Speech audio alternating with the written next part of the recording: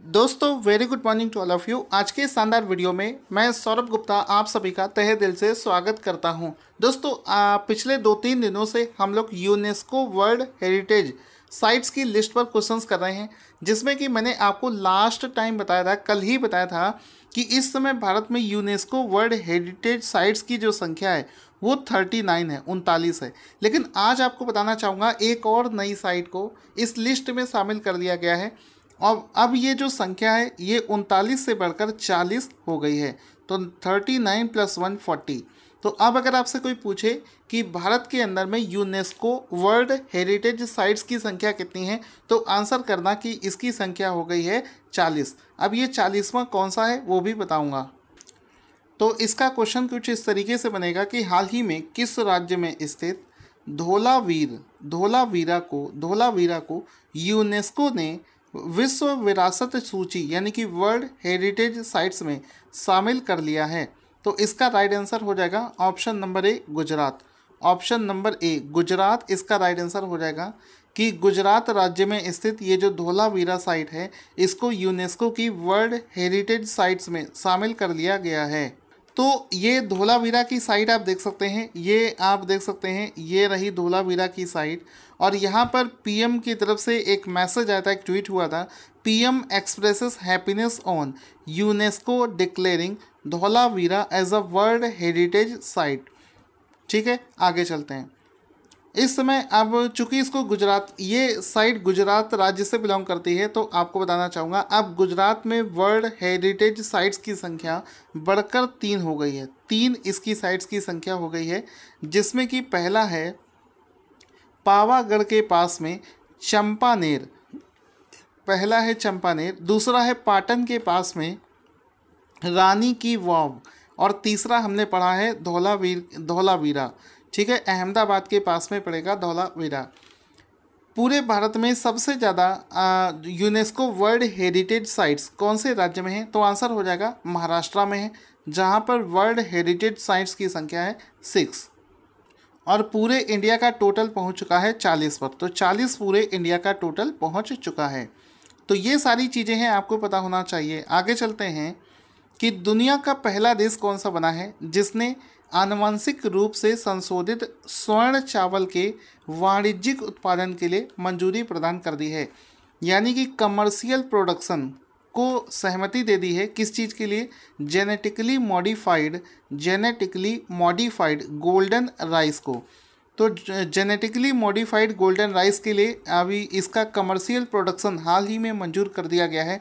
तो ये कौन सा देश है जिसने ऐसा किया है? Philippines. Option number B Philippines इसका राइट आंसर हो जाएगा कि फिलीपींस देश में ऐसा किया गया है। यहाँ पर आपको दोस्तों बताना चाहूँगा, ये जो जेनेटिकली मॉडिफाइड जो गोल्डन राइस है ये क्वालिटी में बहुत अच्छा होता है, इसका प्रोडक्शन भी ज़्यादा होता है और इसमें न्यूट्रिशियंस की ज़्यादा वैल्यू पाई जाती है। तो इस वजह से बहुत ज़्यादा चर्चा में चल रहा है।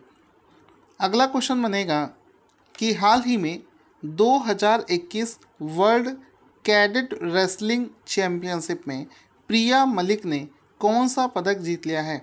तो आंसर हो जाएगा हाल ही में प्रिया मलिक ने। एक तरफ दोस्तों ओलंपिक चल रहा था, ओलंपिक से दूर एक अलग शहर में, एक अलग देश के अंदर में एक रेसलिंग का चैम्पियनशिप हो रहा था, जिसमें कि प्रिया मलिक ने गोल्ड मेडल जीत लिया है।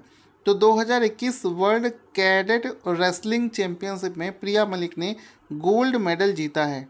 ठीक है, अब इसमें दोस्तों बहुत सारे सेलिब्रिटीज़ ने जब इनको विश करने के लिए कमेंट किया, तो वो कन्फ्यूज़न वाइज उन्होंने इस इवेंट को ओलंपिक लिख दिया। मतलब बॉलीवुड के सेलिब्रिटीज़ को इतना भी नहीं मालूम था कि प्रिया मलिक ने इस गोल्ड मेडल को ओलंपिक में नहीं जबकि वर्ल्ड कैडेट रेसलिंग चैम्पियनशिप में जीता था। तो ये ऑप्शन नंबर सी गोल्ड इसका राइट आंसर हो जाएगा। यहाँ पर आप देख सकते हैं प्रिया मलिक का फोटो। अब इसमें एक एग्जाम में क्वेश्चन पूछा जा सकता है कि प्रिया मलिक कौन से खेल से संबंधित हैं, तो ये रेसलिंग खेल से संबंधित हैं। अब ये जो चैम्पियनशिप है ये कौन से जगह पर आयोजित करी गई है, तो ये बुडापेस्ट, ये हंगरी देश के बुडापेस्ट में आयोजित करी गई थी। ये वाला पॉइंट भी आपको पता होना चाहिए। एजुकेशन से संबंधित 2 एप्लीकेशंस हैं जिसमें एक का नाम है ग्रेट लर्निंग और दूसरे का नाम है टॉपर। तो ग्रेट लर्निंग और टॉपर नाम से ये जो एजुकेशनल प्लेटफॉर्म है, इसका अधिग्रहण हाल ही में किसने कर लिया है? तो आंसर हो जाएगा इसका अधिग्रहण हाल ही में बायजू नाम की कंपनी ने कर लिया है। ऑप्शन नंबर ए इसका राइट आंसर हो जाएगा। हाल ही में, इससे पहले हमने आपको बताया था कि बायजू ने रिसेंट में अमेरिका का एक एजुकेशन प्लेटफॉर्म है जिसका नाम था इपिक, उसका भी अधिग्रहण किया था। और उसके बाद में रिसेंट में एक एप्लीकेशन है जिसका नाम है ग्रेट लर्निंग और एक है टॉपर, इन दोनों का अधिग्रहण हाल ही में बायजू ने कर लिया है। तो यहाँ पर आप देख सकते हैं ये रहा टॉपर और ये रहा ग्रेट लर्निंग, दोनों का ही जो अधिग्रहण है वो हाल ही में बायजू ने कर लिया है। दोस्तों, अगस्त महीने में ज़्यादातर एग्ज़ाम कंडक्ट किए जा रहे हैं, उसको देखते हुए हमने टारगेट स्टडी IQ का जनवरी से लेकर जून तक का जो 6 मंथ का PDF था उसको लॉन्च कर दिया है। जो लोग भी उस शानदार PDF को लेना चाहते हैं, वीडियो के डिस्क्रिप्शन बॉक्स में आपका उसका लिंक मिलेगा, वहां से जाकर ले सकते हैं। जिसने भी उस PDF को लिया, बहुत सारे बच्चे बता रहे हैं कि सर हमको करंट अफेयर्स में कुछ भी नहीं आता था, मात्र 10 दिनों के अंदर में उनको करंट अफेयर्स का बहुत अच्छा नॉलेज हो गया है। तो अगर आप भी ऐसा PDF लेना चाहते हैं तो वीडियो के डिस्क्रिप्शन में उसका लिंक मिल जाएगा। क्वेश्चन बनेगा कि ओलंपिक में पहली बार शामिल किया गया एक इवेंट जिसका नाम है स्केटबोर्ड स्पर्धा में किस 13 साल की जापानी छात्रा ने गोल्ड मेडल जीत लिया है? तो आंसर हो जाएगा निशिया मोमोजी, ऑप्शन नंबर ए निशिया मोमोजी इसका राइट आंसर हो जाएगा। जैसा कि मैंने आपको कुछ दिन पहले बताया था, इस बार के ओलंपिक में 4 नए खेलों को शामिल किया गया है। जो कम एज के बच्चे होते हैं, जो युवा होते हैं, उनको आकर्षित करने के लिए स्केटबोर्ड, इस बार स्केटबोर्ड को शामिल किया गया था। और पहली बार जब ये स्केटबोर्ड स्पर्धा आयोजित करी गई तो 13 साल की एक जापानी छात्रा ने इसमें गोल्ड मेडल जीता है जिसका नाम है निशिया मोमोजी। अब चूंकि ये इवेंट पहली बार आयोजित किया गया है तो पहली बार जब इसको कोई जीतेगा तो वो एग्ज़ाम के लिए क्वेश्चन जरूर बनेगा। तो निशिया मोमोजी जो कि जापान देश की रहने वाली हैं, 13 साल की हैं, इनका एक फ़ोटो देख सकते हैं जिन्होंने स्केटबोर्ड प्रतियोगिता में गोल्ड मेडल जीत लिया है। आगे चलते हैं, ये सबसे कम एज में मेडल जीतने वाली खिलाड़ियों की लिस्ट में शामिल हो गई हैं। यहाँ पर ओलंपिक के इतिहास में सबसे कम एज में जो अभी तक मेडल जीता है वो अमेरिका की एक गोताखोर है जिनका नाम है मार्जरी ग्रेस्टिंग, ठीक है, उनके नाम पर है, जिन्होंने 13 साल 268 दिनों में ही गोल्ड मेडल जीता था। ठीक है, आगे चलते हैं। इस वर्ष दोस्तों टोक्यो ओलंपिक्स में 4 नए खेलों को शामिल किया गया है। पहले का नाम है कराटे, दूसरा है स्केटबोर्डिंग, तीसरा है सर्फिंग और चौथा है सपोर्ट क्लाइंबिंग। इन 4 नए खेलों को शामिल किया गया है। साथ ही साथ में 13 साल बाद एक बार फिर से इस ओलंपिक में बेसबॉल को शामिल कर लिया गया है। तो बेसबॉल 13 साल पहले इसको खेला जाता था, लेकिन इसको फिर बंद कर दिया गया था और फिर से बेसबॉल को इसमें शामिल कर लिया गया है। इसी के साथ में चलते हैं अगले क्वेश्चन की तरफ। अगला प्रश्न है कि उत्तर प्रदेश के मुख्यमंत्री योगी आदित्यनाथ ने जनता से संवाद के लिए किस पोर्टल को लॉन्च किया है?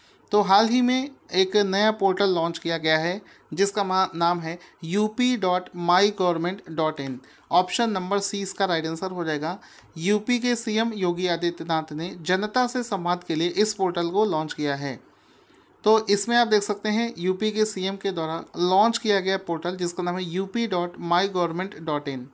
ठीक है, इस पोर्टल को हाल ही में कारगिल दिवस के अवसर पर लॉन्च किया गया है, यानी कि 26 जुलाई को इस पोर्टल को लॉन्च किया गया है।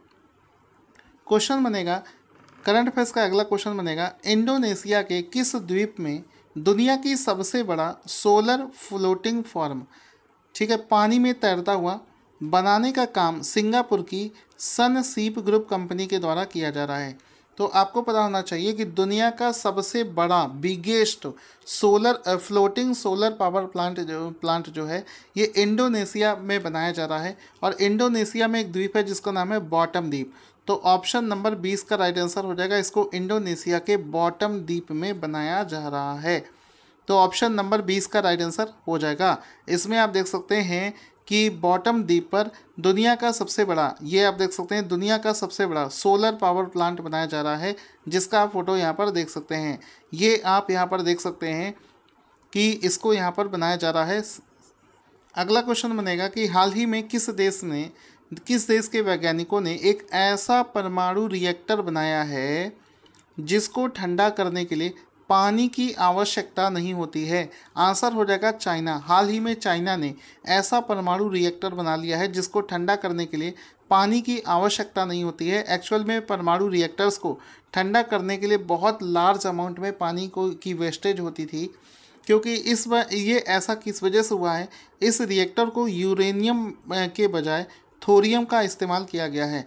तो थोरियम ये रेडियो एक्टिव एलिमेंट्स होते हैं, तो यूरेनियम की बजाय इसमें थोरियम का इस्तेमाल किया गया है, जिस वजह से इसमें पानी की आवश्यकता नहीं होती है इसको ठंडा करने के लिए। इसके अलावा भी एक फ़ायदा और है कि यूरेनियम के कंपैरिजन में ये जो थोरियम है ये सस्ता भी होता है और प्रचुर मात्रा में पाया भी जाता है। आगे चलते हैं। वर्ष 2019 में वैश्विक कृषि निर्यात ग्लोबल एग्रीकल्चरल एक्सपोर्ट के मामले में भारत की कौन सी रैंक आई है? तो आंसर हो जाएगा इसमें इंडिया की रैंक आई है 9th। ठीक है, काफ़ी लंबे समय के बाद में इंडिया को नवा स्थान प्राप्त हुआ है ग्लोबल एग्रीकल्चर एक्सपोर्ट के मामले में, जिसमें कि एग्रीकल्चर के फॉर्म में चावल का बहुत ज़्यादा एक्सपोर्ट किया गया है इंडिया से। तो इंडिया को इसमें नवा स्थान प्राप्त हुआ है। ऑप्शन नंबर 20 का राइट आंसर हो जाएगा। इस रिपोर्ट को हाल ही में WTO ने रिलीज़ किया है, जिसने इस लिस्ट को बनाया है। पूरे विश्व में जितना भी खाद्यान्न निर्यात किया गया है उसमें भारत का रेशियो है 3.1%। इस लिस्ट में यानी कि खाद्यान्न फूड ग्रेन्स को एक्सपोर्ट करने के मामले में पूरी दुनिया में पहले स्थान पर आया है यूरोपियन यूनियन ने 16.1%, 16.1% शेयर के साथ में पहले स्थान पर आता है यूरोपियन यूनियन, दूसरे स्थान पर आता है अमेरिका। ठीक है, और इंडिया की इसमें रैंक आती है 9th। आगे चलते हैं। केंद्रीय रिजर्व पुलिस बल स्थापना दिवस, central reserve police force rising day, CRPF day किस दिन मनाया जाता है?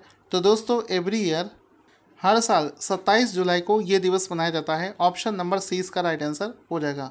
हर साल 27 जुलाई को CRPF डे, हर साल 27 जुलाई को CRPF डे मनाया जाता है। ऑप्शन नंबर सी इसका राइट आंसर हो जाएगा। तो इसमें आप देख सकते हो इस वर्ष जो CRPF का राइजिंग डे है ये 83वां, ये एग्ज़ाम में पूछा जाता है। इस बार ये जो राइजिंग डे है ये 83वां राइजिंग डे है जो कि हाल ही में मनाया गया है। आपको दोस्तों पता होना चाहिए कि 27 जुलाई 1939 को ये जो CRPF है इसको क्राउन रिप्रेजेंटेटिव्स पुलिस के नाम से इसको इस्टेब्लिश किया गया था। बाद में इसका नाम चेंज करके CRPF कर दिया गया है। 28 दिसंबर 1949 को इसका नाम चेंज करके CRPF यानी कि केंद्रीय रिजर्व पुलिस बल कर दिया गया है। इस समय जो CRPF के महानिदेशक हैं उनका नाम है कुलदीप सिंह और इसका मुख्यालय नई दिल्ली में स्थित है। आगे चलते हैं दोस्तों। आज का क्वेश्चन जिसका आंसर आपको देना है स्क्रीन पर आपको दिख रहा है, इसका आंसर कमेंट बॉक्स में लिखना ना भूलें।